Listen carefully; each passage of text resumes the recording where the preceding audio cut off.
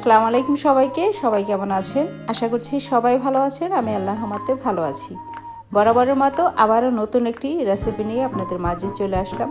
আশা করছি আজকের রেসিপিটিও আপনাদের ভীষণ ভালো লাগবে। এই ডেজার্ট আইটেমটি যদি আজকে আপনারা দেখেন বা এইভাবে করেন, আপনাদেরও ভীষণ ভালো লাগবে। সরাসরি রেসিপিতে চলে যাব।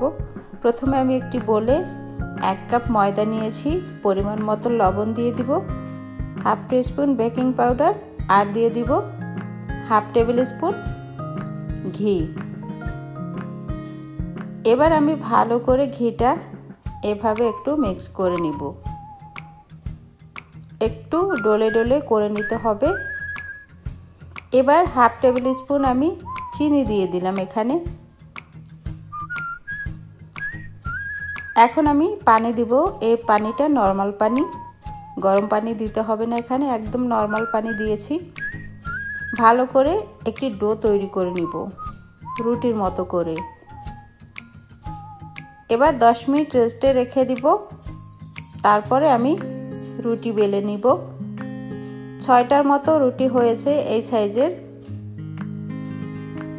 এভাবে আমি রুটিগুলো তৈরি করে নিব।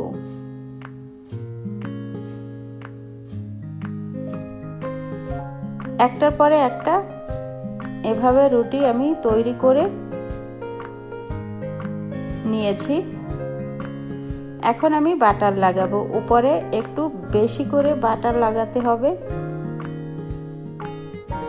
এখন আমি উপর থেকে ময়দা ছিটিয়ে দিচ্ছি এভাবে। এর উপরে আরও একটি রুটি বসিয়ে দিলাম। এখন বাকি রুটিগুলো করে একটার পরে একটা এভাবে বসিয়ে দিব আর বাটার লাগিয়ে নিব। প্রত্যেকটা লেয়ারে বাটার লাগাতে হবে। সবগুলো আমি এভাবে তৈরি করে নিয়েছি। এবার হাতের সাহায্যে একটু এভাবে প্রেস করে নিব যাতে একটু বড় হয়। এখন বড় সাইজের একটি রুটি বেলে নিব আমি।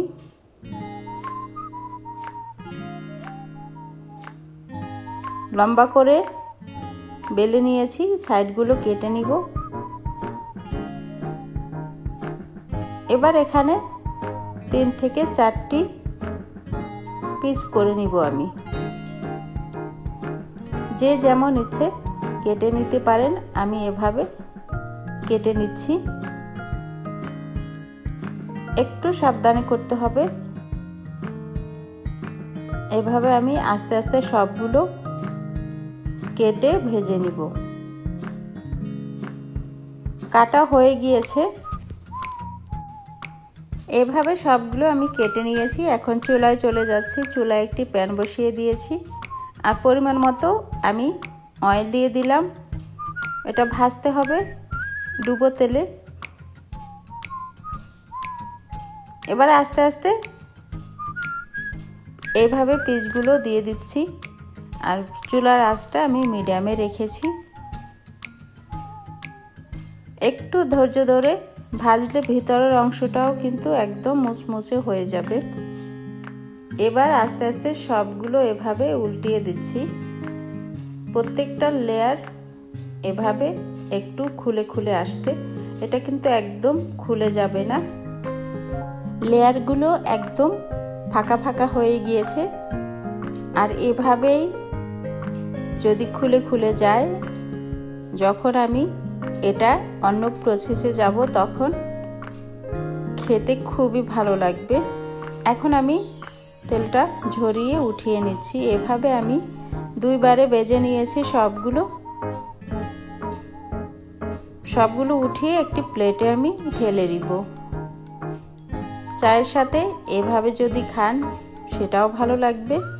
তাছাড়া যারা মিষ্টি খেতে পছন্দ করেন তারা দুধে অথবা চিনির শিরায় ভিজিয়ে নিতে পারেন। আজ আমি দুধে এগুলো ভিজিয়ে নিব। এখানে আমি প্যানে 1/2 লিটার দুধ দিয়ে দিলাম। এবার দিয়ে দিব 2 টেবিল স্পুন গুঁড়ো দুধ। একটু মেল্ট করে নিব, তা না হলে দলা দলা হয়ে যাবে চুলাটা যখন ধরিয়ে দিব।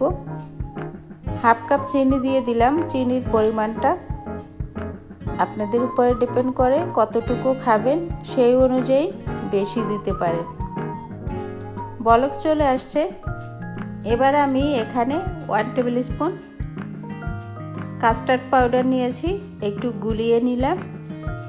এবার সরাসরি দুধে দিয়ে ভালো করে এভাবে নেড়ে নিব।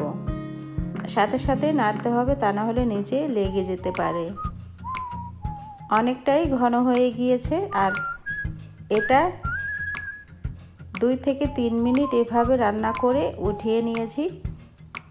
এবার সামান্য পরিমাণের প্রথমে আমি বলে ঢেলে দিলাম গরম অবস্থায়। এখন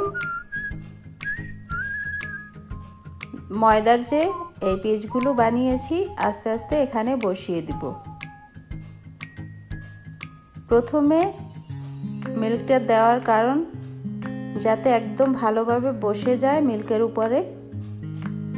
এখন আমি মিল্ক দিয়ে দিব উপরে, অল্প অল্প করে দিতে হবে উপরে, একদম যেন ভিজে যায় সবগুলো, সব সাইড। পুরোপুরি 2টা লেয়ার হয়নি, ফাঁকা করে আমি আরও একটা লেয়ার উপর থেকে দিয়ে দিচ্ছি। এবার বাকিটুকু দুধও এখানে দিয়ে দিলাম। 3 থেকে 4 ঘন্টা আমি নর্মাল চেম্বারে রেখে দিব ফ্রিজে, তারপরে সার্ভ করে দিব। আর এভাবে আপনারা খেয়ে দেখবেন, একদম আইসক্রিমের মতো টেস্টটা আসছে। কাস্টার্ড পাউডার দিয়েছি, সেটার ফ্লেভার আইসক্রিমের মতোই ছিল, ভ্যানিলা। এভাবে আপনারা ট্রাই করে খেয়ে দেখুন, ভীষণ টেস্টি হয়েছে। আশা করছি আজকের রেসিপি আপনাদের ভালো লাগবে। সবাই ভালো থাকবেন। আল্লাহ হাফেজ।